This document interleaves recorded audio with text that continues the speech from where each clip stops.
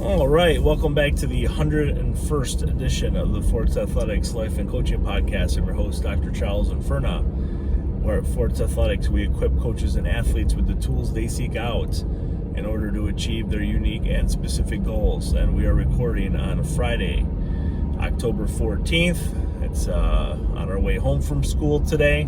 I can't really record in the morning anymore because it's still dark when I get to school at 7 o'clock. So I'm going to transition here to our later evening podcast episodes.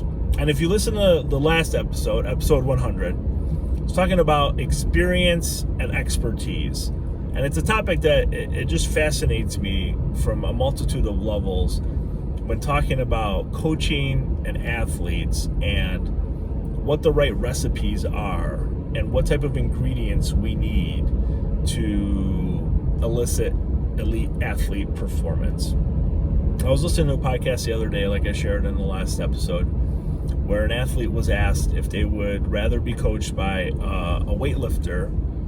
They were an Olympic weightlifter themselves, who had achieved a high level of success, world championships, Olympic Games, or would they rather be coached by somebody who has the education, like doctorate, master's degrees, multiple master's degrees in exercise science, physiology, what have you, but has never actually gotten under the bar themselves?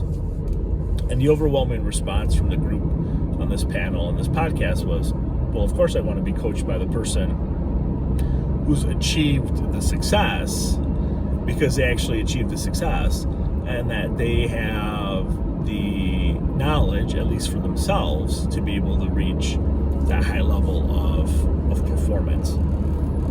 And it's interesting because never having done something and being able to coach somebody to do something, I think it could be done. I think in certain sports, I guess. I don't know, it's just interesting. Like, you look at the NFL, and there's some NFL coaches, maybe not head coaches. I can't think of a head coach that didn't play competitively, at least at the collegiate level, somewhat competitively at the collegiate level, that are having Super Bowl successes, right? Like Sean McVay comes to mind. I know he was the Gatorade Player of the Year in Georgia. Excuse me, I believe it was Georgia. Didn't have like the greatest high school or the greatest college career. And he's been to 2 Super Bowls. He's won one, and he's, I think, like 35 or 6 years old. Where there's a lot of other players that had much more success in college and even in the NFL, and then they transitioned to coaching in the NFL, and it might not go as well, where they're not able to reach the level of success as a team as they had as an individual, like on a prior team, right? Like, would Joe Montana be a good head football coach? He won 4 Super Bowls. Would he be able to accomplish that feat? Or like Charles Haley, would he be a great defensive coordinator, having 6 Super Bowl rings from his playing experience? Like, would he be a good coach? Like, would he be able to work with athletes who, played well? Mike Singletary comes to mind. He had a stint with the San Francisco 49ers.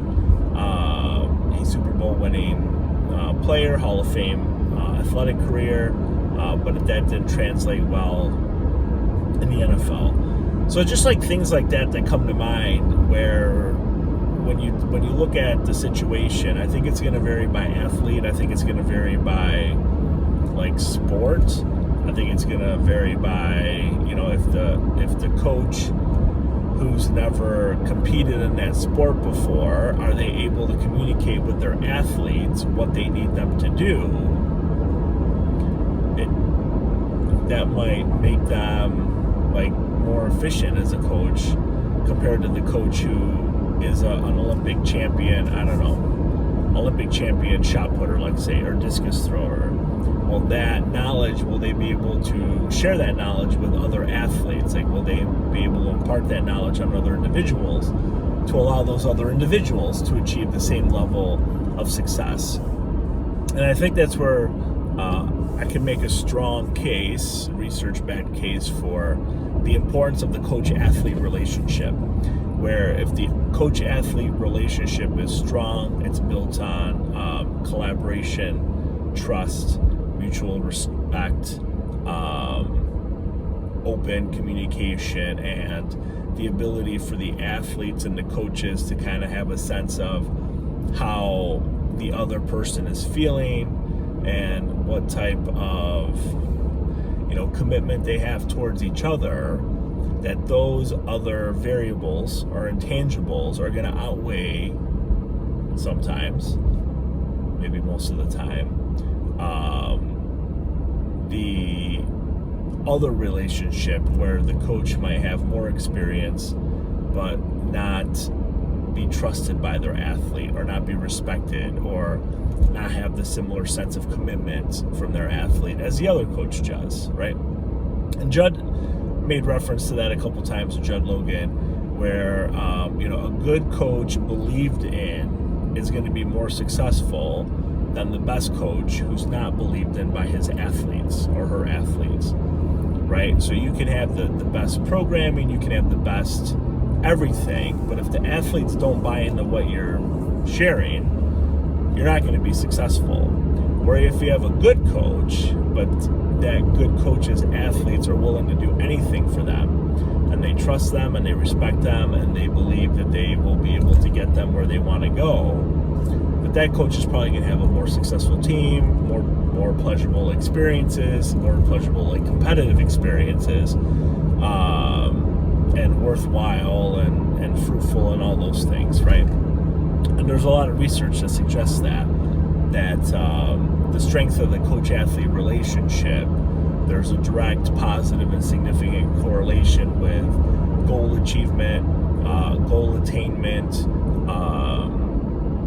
happiness with the athletes. There's less burnout, less stress, less anxiety, more fulfillment, right? So all of these different factors and variables that play into ultimately how athletes are going to perform in competition.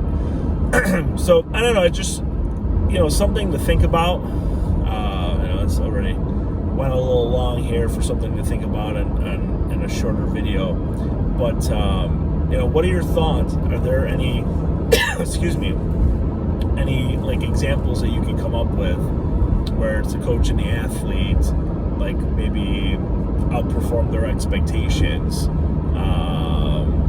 based on, I don't know, prior athlete experiences, prior coach experiences?